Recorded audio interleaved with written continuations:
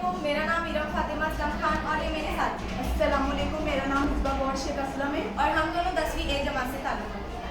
हमारा टॉपिक है कि साबित करना दो मुनफरिद नुकात से गुजरने वाले लातादाद और बेशुमार दायरे खींचे जा सकते हैं। तो क्या वाकई खींचे जा सकते हैं? आइए मैं आपको अमली काम के जरिए बताऊँ। यहाँ पर सबसे पहले मैंने बनाया कतई है, जिसका नाम मैंने दिया ए और बी।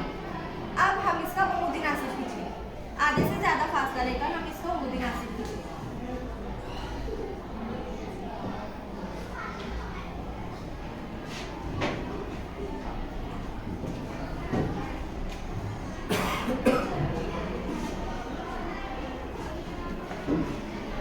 उमूदी नासिब खींचने के बाद हम उमूदी नासिब पर कोई भी एक नुक्ता लेंगे।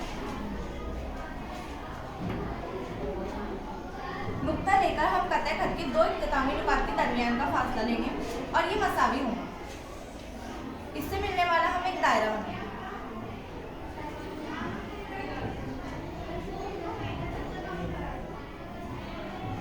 इसी तरीके से हम एक और नुक्ता लेंगे, जैसे हम ये वाला नुक्ता, और उसी तरीके से दो इख्तितामी नुकात के दरमियान का फासला लेंगे और इससे भी बनने वाला एक दायरा बनाएंगे।